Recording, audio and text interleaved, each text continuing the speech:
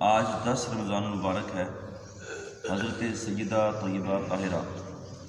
ام المؤمنین حضرت خدیجۃ الکبریٰ رضی اللہ تعالیٰ عنہا کا یوم وصال ہے۔ نبی کریم صلی اللہ تعالیٰ علیہ وآلہ وسلم کی سب سے پہلی اور غم گسار شریک حیات تھی۔ حضور نبی کریم صلی اللہ تعالیٰ علیہ وآلہ وسلم کی زبان پاک پر اکثر حضرت خدیجۃ الکبریٰ رضی اللہ تعالیٰ عنہ کا ذکر خیر جاری رہتا تھا۔ حضور نبی کریم صلی اللہ تعالیٰ علیہ وآلہ وسلم کی سب سے پہلی شریک حیات تھی اور 15 سال قبل نبوی حضرت خدیجۃ الکبریٰ رضی اللہ تعالیٰ عنہ کی ولادت و سعادت ہوئی۔ آپ کے والد کا نام تھا خویلد اور آپ کی والدہ کا نام فاطمہ تھا۔ حضرت خدیجہ رضی اللہ تعالیٰ عنہ مکہ مکرمہ کے ایک معزز اور مالدار گھرانے سے تعلق رکھتی تھی اور آپ کا لقب طاہرہ تھا۔ حضرت خدیجہ رضی اللہ تعالیٰ عنہ نے حضور نبی کریم صلی اللہ تعالیٰ علیہ وآلہ وسلم کی تعریف سنی، حضور علیہ السلام کے اخلاق اور حضور کے پیار اور حضور علیہ السلام کے اخلاق حسنہ اور عادات کے بارے میں جب سنا تو اپنے غلام میسرہ کے ہمراہ حضرت خدیجہ رضی اللہ تعالیٰ عنہ نے کچھ مال تجارت دے کر حضور علیہ السلام کے ساتھ ایک معاہدہ کیا اور ان کو ملک شام کے لیے بھیجا گیا۔ حضور نبی کریم صلی اللہ تعالیٰ علیہ وآلہ وسلم کے ساتھ یہ غلام تھے حضرت خدیجہ کے، ان کا نام تھا میسرہ۔ آپ ادھر آ جائیں، سامنے آ کے بیٹھیں، یہ اصول ہوتا ہے درس کا۔ حضور نبی کریم صلی اللہ علیہ وسلم کی شریک حیات حضرت خدیجہ رضی اللہ تعالیٰ عنہا نے جب میسرہ کو حضور علیہ السلام کے ساتھ بھیجا تو اس غلام نے ملک شام میں جگہ جگہ حضور علیہ السلام کے اخلاق، حضور کے پیار، حضور کے بات کرنے کے طریقے کو غور سے دیکھا اور وہاں ایک راہب تھا جس کا نام تھا نستورہ۔ اس نے نبی کریم صلی اللہ علیہ وسلم کو جیسے ہی دیکھا تو کہنے لگا یہ یقیناً اللہ کا آخری پیغمبر ہوگا اور اس کی نشانیاں ہم نے اپنی کتابوں میں پڑھی ہیں۔ وہاں تجارت کا سلسلہ جیسے ختم ہوا تو حضرت خدیجہ کے بارے میں آتا ہے کہ آپ اپنے مکان میں اونچی جگہ پر بالائی منزل پر بیٹھی تھیں اور واپسی اس قافلے کو آتے ہوئے دیکھ رہی تھی۔ حضرت خدیجہ رضی اللہ تعالیٰ عنہ نے دیکھا کہ حضور علیہ السلام پر آسمان کا بادل سایہ کیے ہوئے ہے۔ جب یہ منظر دیکھا تو بڑی متاثر ہوئی اور پھر اپنے غلام میسرہ کو بلایا اور پوچھا کہ سناؤ تمہارے ساتھ جن کو بھیجا گیا ان کے اخلاق کیسے تھے، ان کا بات کرنے کا انداز کیسا تھا، تجارت کرتے تھے تو لوگوں کے ساتھ کیسے بات کرتے تھے؟ تو میسرہ نے حضور علیہ السلام کے اخلاق کریمہ کے بارے میں بڑی اچھی باتیں کی اور حضور علیہ السلام کے انداز تجارت کو بیان کیا کہ حضور علیہ السلام جہاں جا کر کھڑے ہوتے تو جس انداز میں حضور بات کرتے تھے اس انداز کو بیان کیا اور یہ کہا کہ حضور جب چیز بیچتے تھے تو جھوٹ نہیں بولتے تھے۔ حضور علیہ السلام جہاں جا کر کھڑے ہوتے لوگوں کا مجمع لگ جاتا تھا اور لوگ حضور علیہ السلام کے قریب آ جاتے تھے۔ اور بھی بہت ساری باتیں کی، چونکہ غیر متوقع طور پر بہت زیادہ منافع ہوا تھا اس کاروبار کے اندر، تو جب یہ سارے اخلاق کریمہ حضور علیہ السلام کے حوالے سے حضرت خدیجہ نے سنے تو انہوں نے نکاح کا پیغام بھیجا۔ اب 40 سال عمر ہے حضرت خدیجۃ الکبریٰ رضی اللہ تعالیٰ عنہ کی اور حضور صلی اللہ علیہ وسلم کی عمر شریف تھی 25 سال۔ اب حضور علیہ السلام کی اور حضرت خدیجہ کی عمر کے درمیان 15 سال کا فرق تھا۔ یہ ان نوجوانوں کے لیے ہے جو کہتے ہیں نہیں ہم اپنی عمر سے بڑی عورت کے ساتھ شادی نہیں کریں گے۔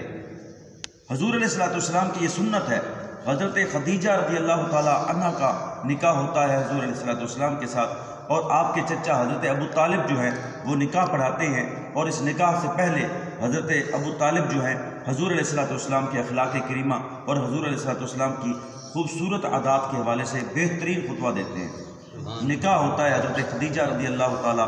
عنہ کا۔ اب یہ حضرت خدیجہ کا جو نکاح ہے یہ تیسرا نکاح تھا حضور علیہ السلام سے۔ اس سے پہلے 2 نکاح جو ہیں وہ ہو چکے تھے۔ ایک کا نام تھا ابو حالہ، اس کا بھی انتقال ہو گیا تھا، اور اس کے بعد میں ایک شخص تھا جس کا نام عتیق تھا اس کے ساتھ حضور علیہ السلام کی اس بیوی حضرت خدیجہ کا نکاح ہوا تھا، وہ بھی جلد ہی اس دنیا سے چل بسے، اور پھر اس کے بعد جو ہے یہ تیسرا نکاح یعنی حضرت خدیجہ کی تیسری جگہ شادی جو ہے وہ حضور علیہ السلام کی ذات گرامی سے ہوئی۔ حضور صلی اللہ علیہ وسلم نے 40 سال کی عمر میں جیسے ہی اعلان نبوت فرمایا تو حضرت خدیجہ رضی اللہ تعالی عنہا نے سب سے پہلے حضور علیہ السلام کا کلمہ پڑھا، عورتوں کے اندر ایمان لے آئی۔ حضرت خدیجہ رضی اللہ تعالی عنہا عورتوں میں، حضرت علی چونکہ عمر شریف 10 سال تھی وہ بچوں میں، اور حضرت بکر صدیق رضی اللہ تعالیٰ عنہ آپ چونکہ جوان تھے تو جوانوں کے اندر حضرت بکر صدیق رضی اللہ تعالیٰ عنہ سب سے پہلے ایمان لے کر آئے۔ اب میں اس واقعے کو بیان نہیں کرتا کہ حضور علیہ السلام، چلیں میں مختصر عرض کر دیتا ہوں۔ آپ حضور علیہ السلام کا ایک طریقہ تھا کہ آپ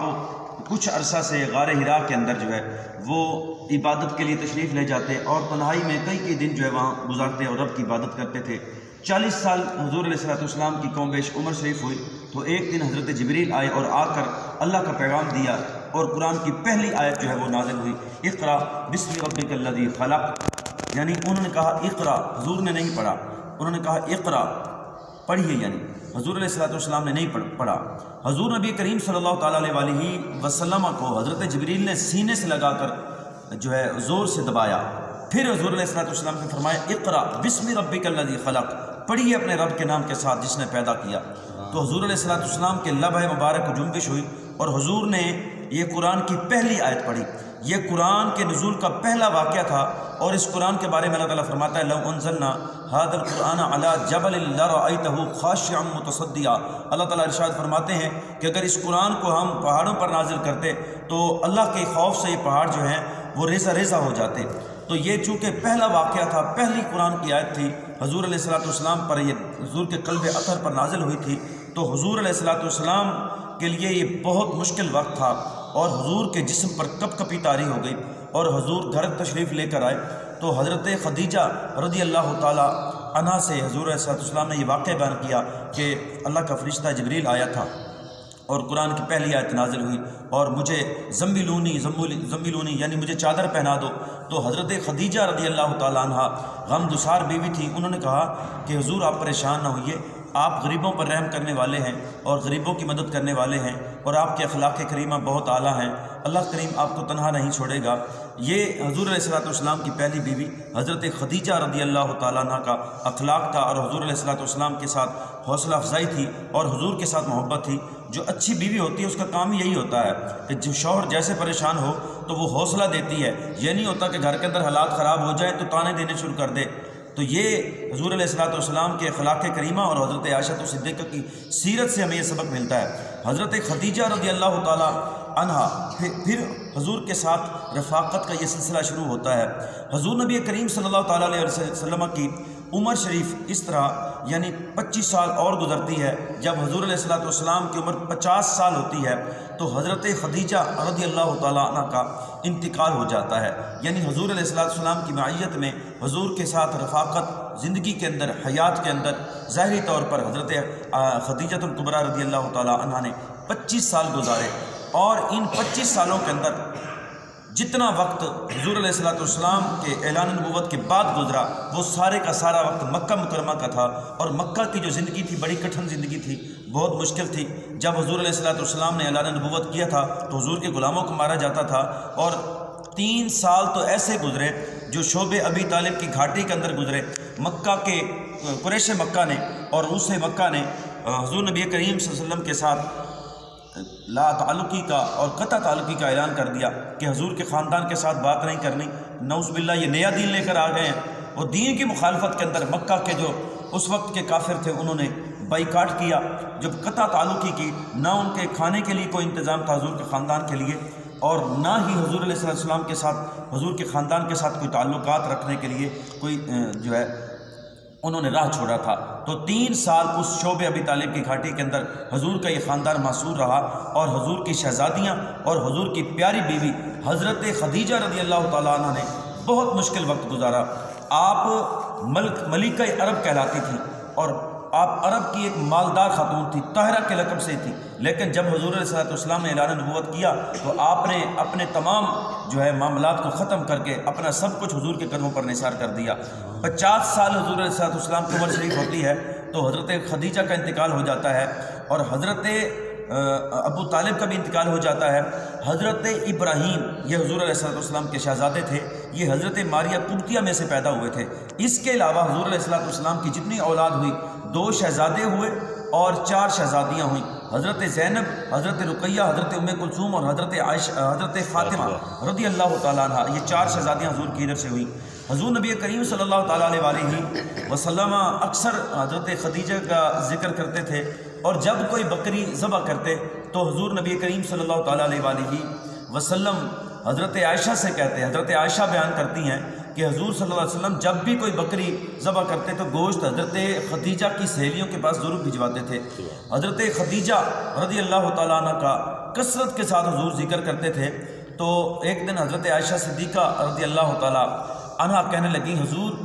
ہمیں محسوس ہوتا ہے کہ کبھی کبھی ایسا محسوس ہوتا ہے کہ یوں لگتا ہے کہ آپ کی زندگی میں حضرت خدیجہ سے بڑھ کر کوئی بیوی نہیں آئی، اور یوں محسوس ہوتا ہے کہ آپ کی بیوی صرف حضرت خدیجہ ہی تھی۔ حضرت خدیجہ کا اتنا ذکر کرتے تھے۔ تو حضور صلی اللہ علیہ وسلم نے ارشاد فرمایا کہ اے عائشہ، میں اس عورت کا ذکر کیوں نہ کروں کہ جب میں نے اعلان نبوت کیا لوگ مجھے جھٹلاتے تھے اور میرے پاس کچھ نہیں تھا، تو حضرت خدیجہ نے اپنے مال سے میری مدد کی۔ حضرت خدیجہ رضی اللہ تعالیٰ عنہ آپ محسنہ اسلام ہیں، آپ نے اپنا سارا مال حضور علیہ السلام کے قدم پر نثار کیا، اور پھر حضور نے حضرت عائشہ کو صدیقہ سے ارشاد فرمایا کہ اے عائشہ، میں اس عورت کا ذکر کیوں نہ کروں جس کو جس کے پیٹ سے اللہ تبارک و تعالیٰ نے مجھے اولاد عطا فرمائی۔ تو حضرت حسنین کریمین رضی اللہ تعالیٰ عنہ کی نانی جان ہیں، اور یہ حضور علیہ السلام کی جتنی اولاد ہے آپ ان کی والدہ ہیں۔ آج ان کا یوم وصال تھا،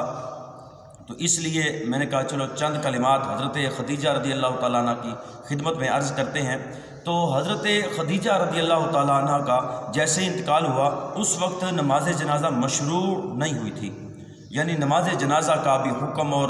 یہ سلسلہ وہ نہیں ہوا تھا۔ تو جس طرح جتنا پہلے سے ایک سلسلہ چل رہا تھا کہ غسل دیا گیا اور کفن دیا گیا، حضور علیہ السلام نے اپنے مبارک ہاتھوں سے حضرت خدیجہ رضی اللہ تعالیٰ عنہ کو قبر انور کے اندر اتارا، اور حضرت خدیجہ رضی اللہ تعالیٰ عنہ کی جو مزار شریف ہے وہ مکہ مکرمہ کے مشہور قبرستان میں ہے۔ اللہ تبارک تعالیٰ کی بارگاہ میں دعا ہے اللہ تعالیٰ آپ کی مزار انور پر کروڑ رحمتوں کا نزول فرمائے، اور آپ کی سیرت پر چلنے کی توفیق عطا فرمائے۔ وما علیہ الا البلاغ۔